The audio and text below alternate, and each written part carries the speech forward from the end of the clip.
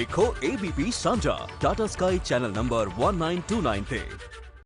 Formalities have been completed. The Air India disinvestment transaction is closed. Now the new owners are the Thales.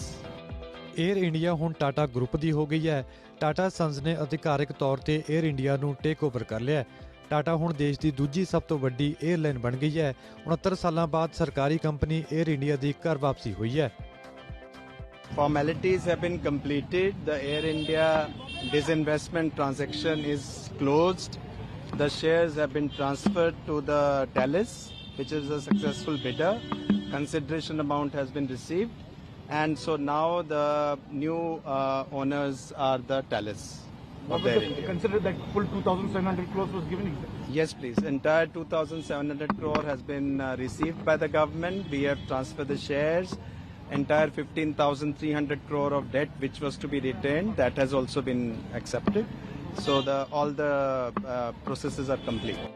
ਪੂਰੀ ਤਰ੍ਹਾਂ ਦੇ ਨਾਲ ਟਾਟਾ ਦੀ ਹੋਣ ਤੋਂ ਬਾਅਦ 에ਅਰ ਇੰਡੀਆ ਕਾਫੀ ਬਦਲ ਗਈ ਹੈ। ਬਦਲਾਅ ਪਹਿਲੇ ਦਿਨ ਤੋਂ ਹੀ ਦੇਖਣ ਨੂੰ ਮਿਲਿਆ। ਸ਼ੁੱਕਰਵਾਰ ਨੂੰ ਦਿੱਲੀ ਤੋਂ ਮੁੰਬਈ ਜਾਣ ਵਾਲੀ 에ਅਰ ਇੰਡੀਆ ਦੀ ਫਲਾਈਟ AI 665 ਦੇ ਪਾਇਲਟ ਨੇ ਅਨਾਉਂਸਮੈਂਟ ਕਰ ਸਭ ਦਾ ਸਵਾਗਤ ਵੀ ਕੀਤਾ ਹੈ। ਕਰਜ਼ ਵਿੱਚ ਡੁੱਬੀ 에ਅਰ ਇੰਡੀਆ ਨੂੰ ਟਾਟਾ ਗਰੁੱਪ ਨੇ 18,000 ਕਰੋੜ ਰੁਪਏ ਦੇ ਵਿੱਚ ਖਰੀਦਿਆ ਸੀ। ਟਾਟਾ ਨੇ 에ਅਰ ਇੰਡੀਆ ਦੇ ਲਈ 18,000 ਕਰੋੜ ਰੁਪਏ ਦੀ ਬੋਲੀ ਲਗਾਈ ਸੀ। ਟਾਟਾ ਨੇ 2700 ਕਰੋੜ ਦਾ ਭੁਗਤਾਨ ਨਗਦ ਕੀਤਾ ਅਤੇ 15,300 ਕਰੋੜ ਦਾ ਕਰਜ਼ ਦੇਣਦਾਰੀ ਆਪਣੇ ਉੱਪਰ ਲਈ। ਦਸੰਬਰ 2020 ਦੇ ਵਿੱਚ ਸਰਕਾਰ ਨੇ 에ਅਰ ਇੰਡੀਆ ਦੀ ਨਿਲਾਮੀ ਦੇ ਲਈ ਕੰਪਨੀਆਂ ਨੂੰ ਸੱਦਾ ਦਿੱਤਾ ਸੀ। 4 ਕੰਪਨੀਆਂ ਨੇ ਇਸ ਨਿਲਾਮੀ ਪ੍ਰਕਿਰਿਆ ਦੇ ਵਿੱਚ ਹਿੱਸਾ ਲਿਆ। ਇਹਨਾਂ ਦੇ ਵਿੱਚ ਟਾਟਾ ਅਤੇ ਸਪਾਈਸ ਜੈਟ ਹੀ ਅੰਤਿਮ ਗੇੜ ਤੱਕ ਪਹੁੰਚਣ ਦੇ ਵਿੱਚ ਸਫਲ ਰਹੇ।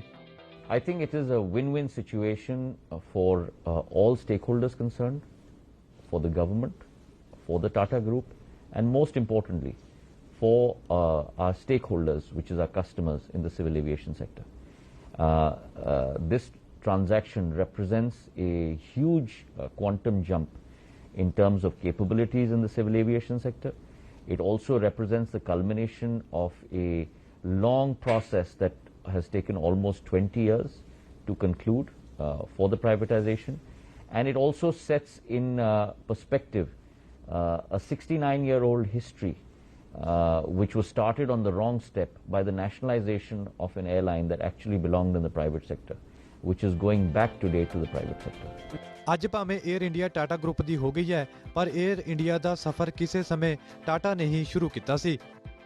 1932 ਵਿੱਚ JRD ਟਾਟਾ ਨੇ 에ਅਰਲਾਈਨ ਦੀ ਸ਼ੁਰੂਆਤ ਕੀਤੀ। 1946 ਵਿੱਚ ਟਾਟਾ 에ਅਰਲਾਈਨਸ ਦਾ ਨਾਮ ਬਦਲ ਕੇ 에ਅਰ ਇੰਡੀਆ ਕੀਤਾ ਗਿਆ। 1948 ਵਿੱਚ 에ਅਰ ਇੰਡੀਆ ਨੇ ਮੁੰਬਈ ਤੋਂ ਲੰਡਨ ਦੀ ਪਹਿਲੀ ਅੰਤਰਰਾਸ਼ਟਰੀ ਉਡਾਣ ਭਰੀ। 1953 ਵਿੱਚ ਦੇਸ਼ ਵਿੱਚ ਸਾਰੀਆਂ 에ਅਰਲਾਈਨ ਦਾ ਰਾਸ਼ਟਰੀਕਰਨ ਕਰ ਦਿੱਤਾ ਗਿਆ। 1954 ਦੌਰਾਨ ਟੋਕੀਓ, ਬੈਂਕਾਕ, ਸਿੰਗਾਪੁਰ ਅਤੇ ਹਾਂਗਕਾਂਗ ਲਈ ਫਲਾਈਟ ਸ਼ੁਰੂ ਕੀਤੀ ਗਈ। 1962 ਦੇ ਵਿੱਚ 에ਅਰ ਇੰਡੀਆ ਦੀ ਪਹਿਲੀ ਆਲ ਜੈਟ 에ਅਰਲਾਈਨ ਬਣੀ। 1997 ਵਿੱਚ 에ਅਰ ਇੰਡੀਆ ਆਨਲਾਈਨ ਹੋਈ ਕੰਪਨੀ ਨੇ ਵੈਬਸਾਈਟ ਲਾਂਚ ਕੀਤੀ। 2005 ਦੇ ਵਿੱਚ low cost airline Air India Express launch ਕੀਤੀ ਗਈ।